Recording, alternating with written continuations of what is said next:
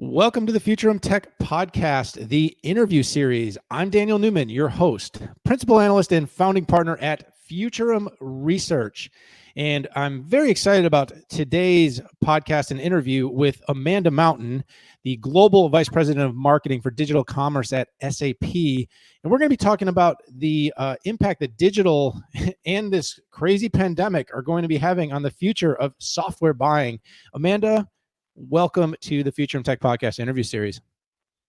Thanks, Daniel. It's great to be here with you virtually.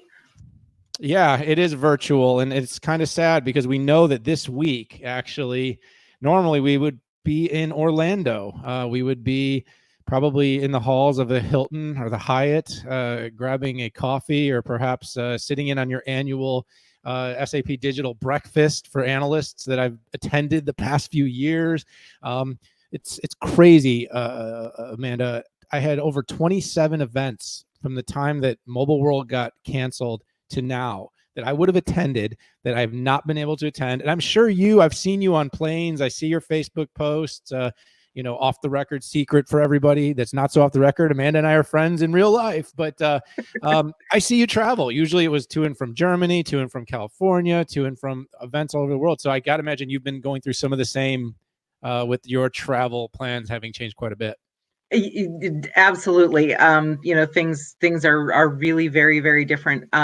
I always look for the silver lining here, and the big silver lining for me right now is I'm home for Mother's Day weekend. For the first time in 14 years, I will not be getting on a plane on Sunday to fly to Orlando. So or even earlier. Sometimes for setup, I did have to leave, but even before Mother's Day. So this is going to be my first time at home in over a decade. So I'm excited about that, but I'm sad to miss everybody that I would have seen, at Sapphire. And you've made me laugh when you brought up the digital breakfast, as I am used to tempting everyone with croissants and a hot breakfast at an event where you normally only get yogurt. So You're so right. And every year it's always been one of the pillar moments it's kind of like, I call it the moment of calm before the storm, a small room with maybe a couple dozen other analysts and media contacts and the executives on your digital team before the storm, which is when you walked out of the hotel and over to the conference center, and with tens of thousands of people, chaos at best, but always organized chaos and always a great event. Always tremendous to see so many people, friends, clients, customers, partners. So sad we're not there. Happy to be here with you. Happy that we're creating this new next normal of doing more digital and video and finding ways to stay connected even when we have to be a little bit further apart. But I hope, and I guess crossing our fingers, we can get through this, and that maybe in the coming 12 months, I don't know if it'll ever look exactly like Sapphire used to, but there'll be some opportunities for us to get back together in person, because there is something really special about that. There is something special about human connections, but hopefully you'll check out the virtual Sapphire, which is kicking off. I think we've made it an opportunity to get little snackable bits of information each day, instead of having, like we do when we have a physical event, having everybody there and all that content packed into 2 or 3 days. Instead, we've kind of stretched it out, and I think the events team at SAP has done a really great job of reimagining how that should be, and not just porting a physical event into a virtual event that kind of takes up the same time and space, but instead trying to really think about how people are having to work from home and all the other demands they have on their time and attention. And so making it something you can kind of dip in and out of over a longer period of time, and be a little bit more self-service and just a little bit shorter consumable bits of content, instead of asking people to lock themselves in their living room for for 2 days and attend a virtual Sapphire. So Absolutely. It's like more of a self-serving water cooler as opposed to the typical fire hose. yep. And I love that. I've written a lot on Forbes and different channels about what needs to happen to digital events. And I think companies are starting to figure it out. The whole idea of taking your physical event, making it digital, it's awful. It really is. You have to think about the way people are going to behave, consume, interact. When you take out the breaks between sessions, the coffee with friends, the wine and dinners at night, and you just ask people to just sit and just consume your marketing stuff for days, and then you got to think about how do we make it work, because people have other customers, other projects, other demands. They have their home, their families around them. So like you said, all the beautiful things, being at home, being with family, it does change the dynamic. Instead of being in a place, committed to the event, able to give it 18 hours a day or more in some people's cases that like to stay out late. You can only, why are you laughing, Amanda? No, you can only. You wouldn't be one of those. No, but you can only take so much. So I'm looking forward to it. I will definitely be attending, checking it out. I recommend everybody out there listening does as well. I want to get into the show. You and I could totally just chit chat for a while because we haven't really had much time to catch up, but everybody out there is interested in hearing what's going on. So just a quick background: in late last year, Futurum Research worked with SAP Digital to post a B2B digital buyer's journey trends, challenges, and predictions piece of research. We talked to over 1,000 decision makers, and we really wanted to uncover and explore what's going to change in the buyer's journey. Now, this was before the COVID-19 pandemic, so offline, Mando, I were laughing about, we were ahead of our time because at this time we were just seeing shifts going on, and we wanted to do some research to better understand them. Now, with people literally unable to leave the office or go have face-to-face sales meetings, the software sales journey has changed a lot, even more from that time. But I've got a handful of questions. I want to dig in with you here. But before I do, I told everybody, VP, global marketing VP, digital commerce. What does that even mean? Just give a quick introduction to yourself and what you do at SAP. So I've been with SAP about 14 years and have been with our digital commerce team for the last 5 of those. So we had started basically the online channel for SAP to be able to buy SAP products as well as partner products. And I head up the marketing for that. So everything from PR and social and digital display, programmatic, paid search, all that sort of stuff to help capture and harness the attention online and direct folks to our digital channel. So that is my day-to-day, which normally involves a lot of planes, trains, and automobiles. But right now I'm driving my desk. No, that's and you're doing a good job, I'm sure. I have no doubt about it. So, all right, let's hop in here.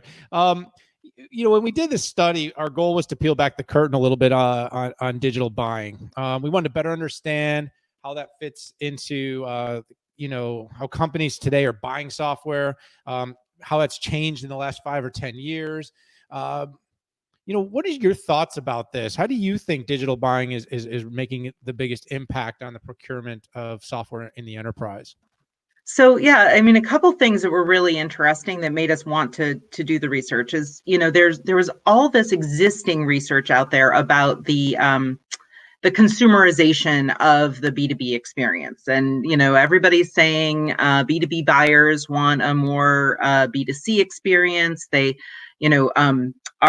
are changing the way they want to buy because in their personal lives, things are changing so much. And we were seeing a lot out there about the consumerization of business to business.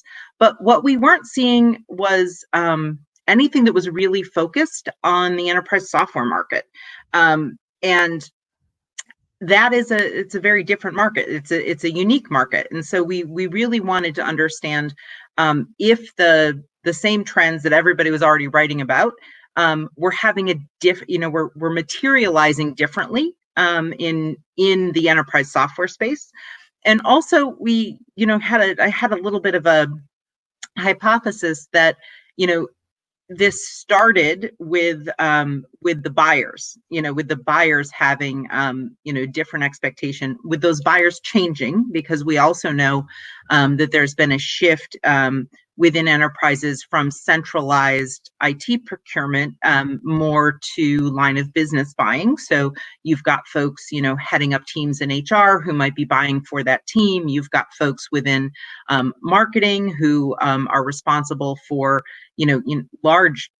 large sections of marketing spend, who really want to know, how effective that's being, and how that ties into sales. And so you've got folks in sales and marketing and HR all needing software to really help them be most effective in their business. And they're no longer necessarily going centrally to do that purchasing. So we knew that the buyers, maybe started the fire for the digitalization of the process.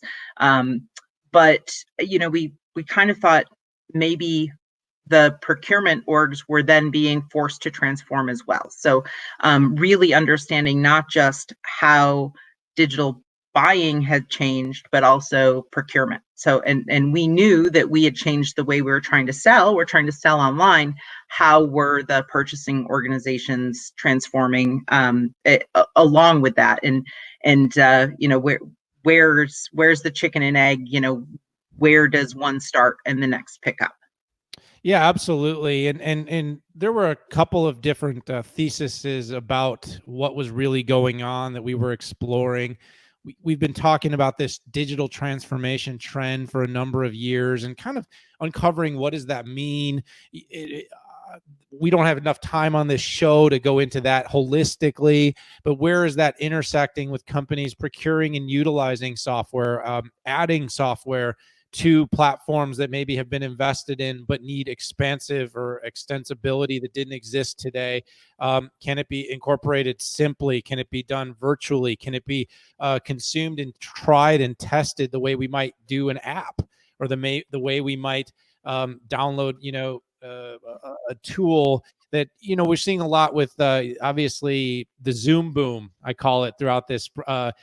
But Zoom prior to COVID-19 was largely a shadow IT adopted solution that started finding its way into more of an enterprise wide deployment, because it was, small splinters of companies would start using it instead of maybe a different tool that was the typical collab platform. And these are all little behaviors, though, that are weaving together in this digital transformation that companies, if the people don't feel the tool that's being made available is the best tool, they're creatively finding their own. And you mentioned line of business buying. So a lot of this is happening in the line of businesses, where a line of business says, well, we want to use this tool, we want to use that tool. And so these are all little shifts in paradigm that have really yielded and opened up the door for people to say, we want to do our own research. We want to test our own products and services. We want to be able to then go from a trial to a buy. No, not buy. I'm just kidding. A trial to a buy, and be able to deploy things enterprise-wide or organization-wide fairly seamlessly without a lot of disruption. Speaking of a lot of disruption, one of the data points that came in was that the end of, for a lot of enterprises, almost 4 out of 5 that we talked to had reached the end of what they would really call traditional annual software buying cycles with enterprise. This is largely impacted by, again, transformation. Also, cloud has changed that a lot, the way subscription and revenue versus licensing revenue. But how much were you surprised by this data? They're basically buying it whenever they need it. It has to mean something for software vendors, and of course, SAP being one, and your go-to-market strategy. So this was one of the areas of the report where I wasn't surprised so much as validated. It was one of the things that we thought we saw, and with the move to cloud for more and more companies, that really does make sense. It was really nice to have it validated in black and white, that companies are really looking to get what they want when they need it. It's sort of that business moment. In the moment that you recognize you have a problem, you want an immediate solution, and you want to be able to get it right away. We have structured our digital commerce business at SAP to meet that expectation, to meet that need. So it was nice to see that that many companies were already there with us, and so that was, to me, not so much as a surprise, but a very needed validation, that this anytime, anywhere aspect that we really have invested a lot from SAP in making available so that people can purchase and provision and get up and running right away, that we're able to serve a need that that was borne out by the survey. Oh, absolutely. And it was one of those things that I think you were crossing your fingers a little bit that it came back that way to validate. As researchers, we have to deal with the data that comes in. So it was sort of like, oh, it was good, because sometimes what we feel becomes a little bit supported by the people that are around us all the time. And we're, as an analyst and in tech, I'm constantly talking to people that are techie. You're talking to people that are thinking a lot like you sometimes, because you're all wanting this shift. So it was really great to see that all these decision makers, remember, it was over 1,000 people we talked to, that almost 4 out of 5 of these respondents said this traditional cycle is over. We're moving forward, and this is in a new world. But one of the areas we did notice was not all software is created equal. So different categories, were being more commonly purchased digitally than others. Do you think that'll continue to change? And what about developer tools? Are they going to be the hidden heroes in the next few years? As basically, I think it's you that likes to say every company becomes a tech or software company. Well, it's not just me. I can't honestly remember which pundit was the first to do it, but you can see a lot about that every company is becoming a software company, and in this day and age, it's is Tesla a technology company, or a technology company learning to become an auto company? Is Ford an auto company learning to become a technology company? So everybody from McDonald's to Walmart is actually becoming a software company. And so when you brought up developer tools, which that is one of the ones that's my personal pick, actually, for what might shoot ahead that didn't show up in the survey results. So I think the survey, the study that bore out some things that we'd already been seeing, like analytics and business intelligence being, a really good fit for this type of digital buying, digital procurement. CRM, not surprising. ERP surprised me a little bit until we dug into more about what those companies really meant by ERP, and I think it was a bit more narrowly defined. Is more around the financials category for that, but we didn't see developer tools come up in high in the survey results. But it's going to really surprise me if, say, we redo the study in 12-18 months, if we don't see that as one of the top categories. And that is, as everybody really does become a software company themselves, or a technology company themselves, things like developer productivity become really important issues. And if I can look to our own digital business at SAP and know that like one of our developer tools, Web IDE, was our top seller in Q1 for the digital channel. So I think that that's a trend that is absolutely going to continue, and I think has probably been put on rocket fuel based on the current situation and the need for more and more virtual work, more collaboration. I think a lot of companies, when they're able, are going to be investing in improving the employee experience, improving the customer experience, improving the collaboration experience, and all of this is very likely going to need their developers to be more agile, more productive, more efficient, and things like developer tools, I think, will really take off. Yeah, it's definitely an area to watch. I mean, with the cloud being so pervasive, the developer has become the engineer of the organization in a lot of ways. Instead of designing vehicles and vacuum cleaners and ventilators, and now we're designing software applications, and it's becoming more rapid, more agile, and tools that enable that to be done in a more streamlined fashion, I think, are becoming more popular. That there's probably a little bit of the reason it may not have even been more popular in the response is the ITDM versus the folks that are in the developer side and software engineering side can be a little bit different in terms of what they're seeing when it looks at consumption, right? It's kind of like data. We look at data science and how it can be splintered a little bit from IT, and how those two categories are needing to bridge together because of infrastructure supporting data science. But data scientists don't think of themselves as IT people. They think of themselves having a role in terms of driving the intelligence of the enterprise. And so that's been a big trend. So a lot of times the developer tools are being used to build things and not necessarily seen. So it'd be also interesting to talk to the data science and some of the business lines as opposed to IT, a little bit more of IT, to see how much more developer softwares are gaining popularity. And maybe that's something, maybe something we could do in the next 12 or 18 months. Who knows? Maybe we should, because I think those data scientists are also why analytics sales are so great through a digital channel as well. It's that LOB decentralized buying. Yeah, absolutely. And you're seeing how with cloud now, you can spin up all the resources really quickly in a fully digital manner. That's what companies are doing. So certainly digital procurement makes a ton of sense there.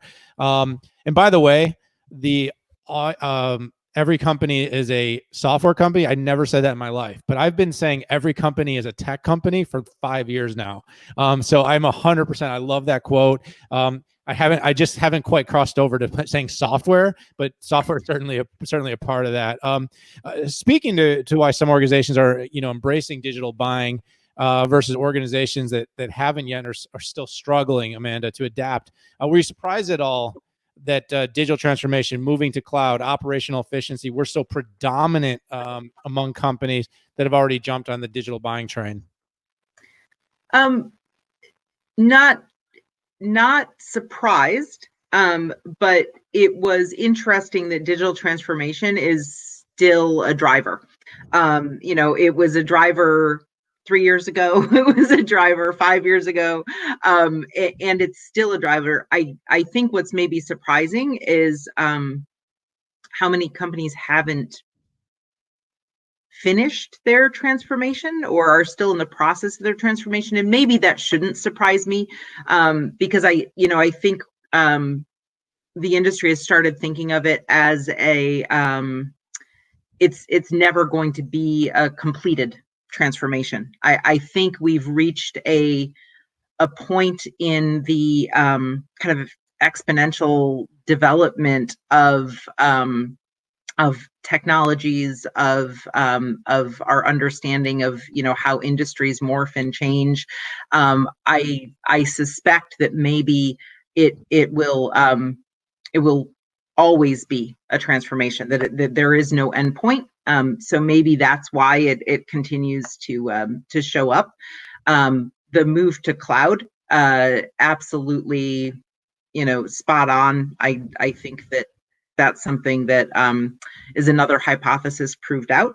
The operational efficiency was interesting because it wasn't about cost savings. I think a lot of people initially think that one of the value propositions of digital buying is that somehow it's going to cost less. It's not necessarily true. What it is more transparent and more predictable, and so you have your pricing available. You are able to to understand all the different levers that feed into that pricing, how configuration plays a role in what the pricing is. And so it's not a cost savings. It was operational efficiency for the procurement organizations who were able to save their employees time and effort in the procurement process. So I thought that was actually really, really interesting, that folks were finding such a value in a digital channel because of how much time it saves them. You know, and I selfishly, you know, being the software vendor, of course, I want to make it easier for our salespeople and for, you know, us as a company. I want to sell faster. I want to sell more. I want to sell more efficiently. It was really nice to see that the folks on the procurement side are finding equal value in that speed and in that efficiency. Yeah, everything's heightened now. I think everybody wants to move faster. And operational efficiency is something a lot of companies are measuring. And trust me, in the wake of COVID-19, it's going to become even more important. Things like automation, RPA, AI, ML are going to become exacerbated in their importance in a good way, because companies are going. I know there's going to be some controversy here, but listen, my show won't be good if I'm not honest with people and I don't give my real perspectives. That's what an analyst does. Companies are going to come to realize from this unfortunate pandemic, there were resources that could be done without, and that there are efficiencies that can be created. That, you know, that upskilling movement is going to be important, finding new value from people, because software, like the software from SAP, like your partners are developing, that does creative analytics and ML, and does location services, things that you guys have been doing for a long time. Companies are going to go, holy crow, we had to jump in. We had to do it. We realized it worked, and certain things we were doing before, we don't need to do anymore.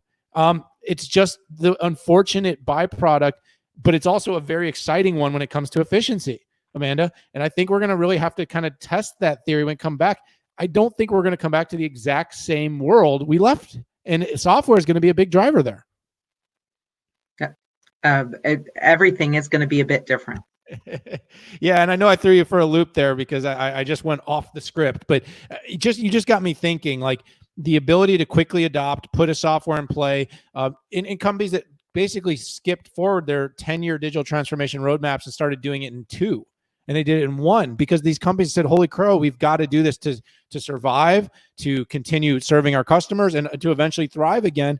Things that maybe were a 5-year roadmap became 12 and 18-month roadmaps, and where efficiencies could be found, they were found. And at the same time, you know, on the other side of this, we saw complexity, confusion, you know, driving vendors away from doing the digital buying. Okay. And I think these are probably companies that are largely slow with their transformations. They've been slow movers to the cloud. These companies have been resistant to some change. And by the way, those behaviors are difficult. Before COVID-19, this pandemic, things were going really well for a lot of businesses. The markets were strong. Why change? Why do anything differently? Why? And so I don't know what you think there, but what kind of advice do you give to those companies now that that maybe they're not already experiencing themselves? Well, so I think that the current situation may change that for them very quickly, because you need to have other ways of doing business, and it's really not possible to ignore the digital way of doing business anymore, because it's in many aspects is what we're left with right now. So that may change for them quickly. But I would also say, if they shied away from doing B2B online buying in the past, they should probably give their vendors another chance. In the beginning, I think there was so much focus put on we need to bring a B2C experience to the B2B buyer, that I think people may have misinterpreted what speed and simplicity and transparency, which are core, and we know that from the research, and we know that that's what people want, and that the folks who are using digital channels now, to buy, that's the value they see. But in the beginning, even though people said, we're taking these lessons from B2C, and we know it's speed and transparency and flexibility, or simplicity, I think that it could have been misinterpreted in the early efforts of B2B companies to sell online.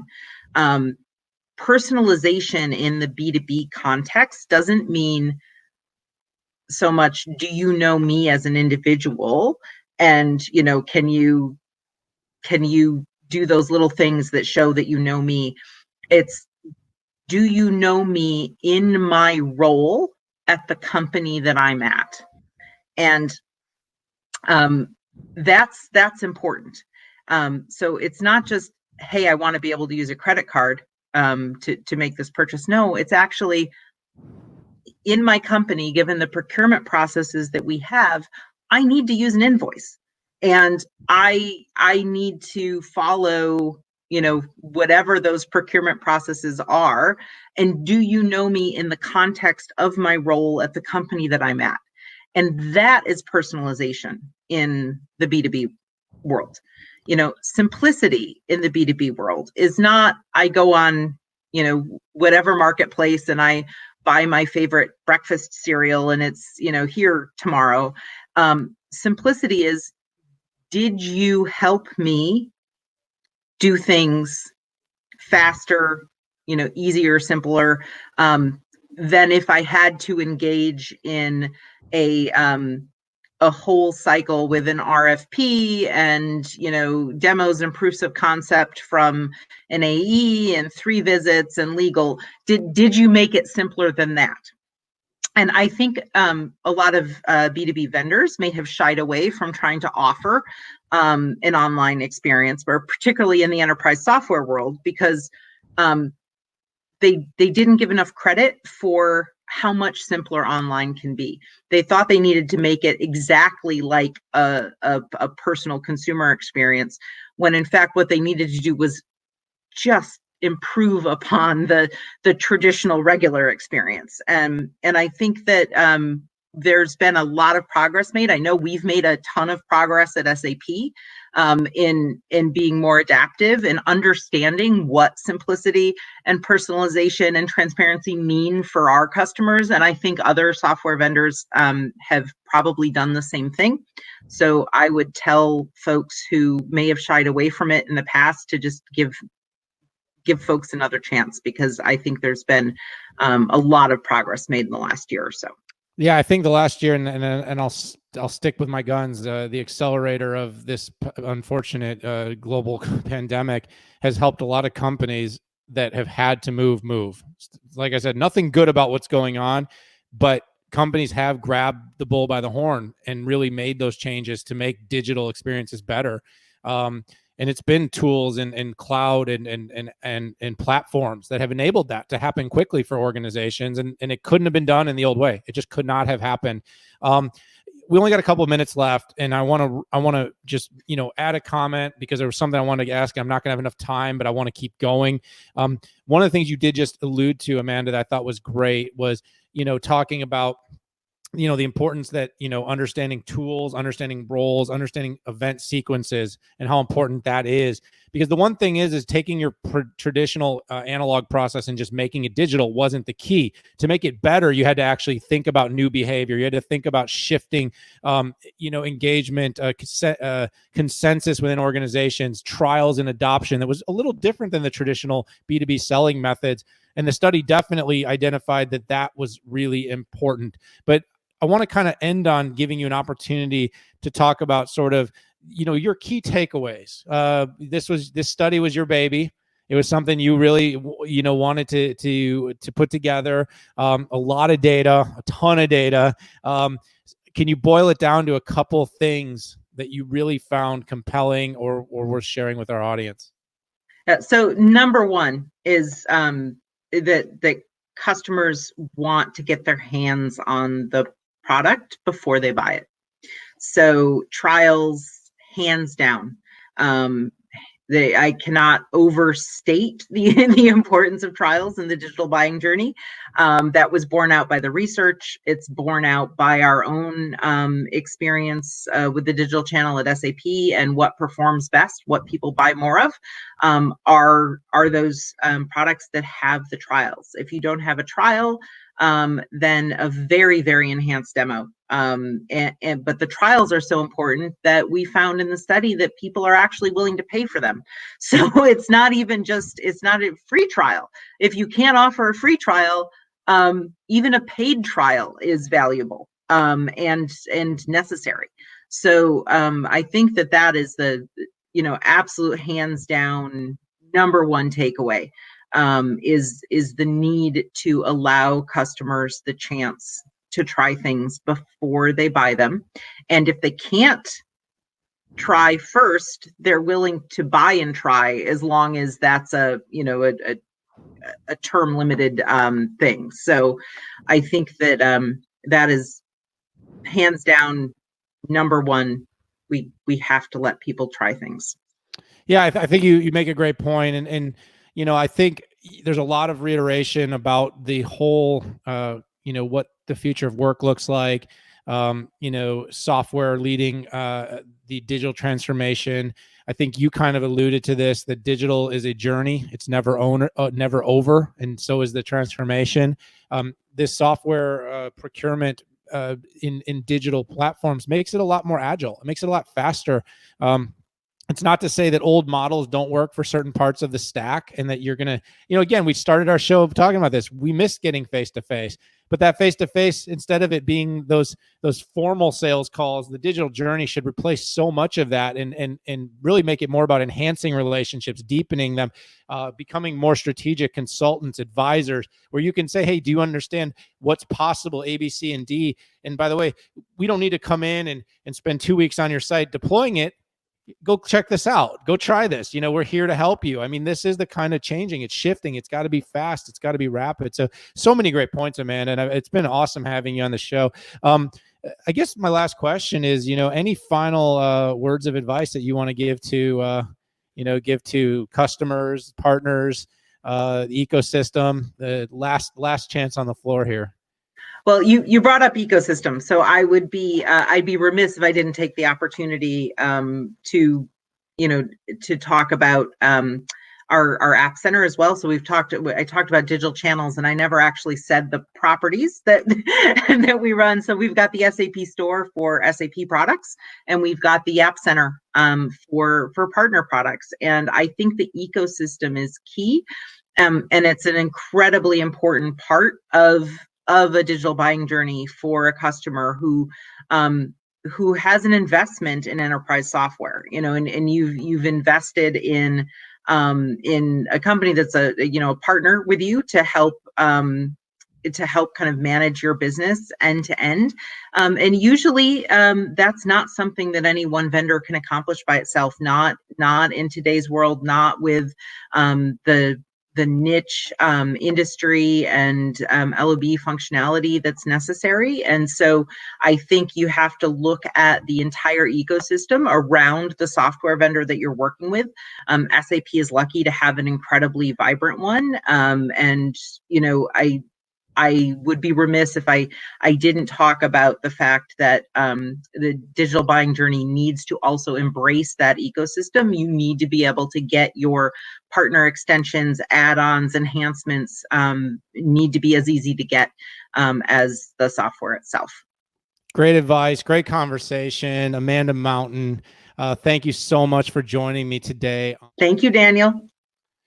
For everyone out there, go ahead and hit that subscribe button. Join us for more episodes of the Futurum Tech Podcast, for more interviews like the one with Amanda, as well as our weekly show where we cover all sorts of news and musings in the technology space. Also, check out the show notes. Click down. We'll have a link to the report where you can get the B2B buyer's journey research that we talked about throughout this podcast. But for now, for this show, for the Futurum Tech Podcast interview series, we've got to go. We'll see you later. Bye-bye now.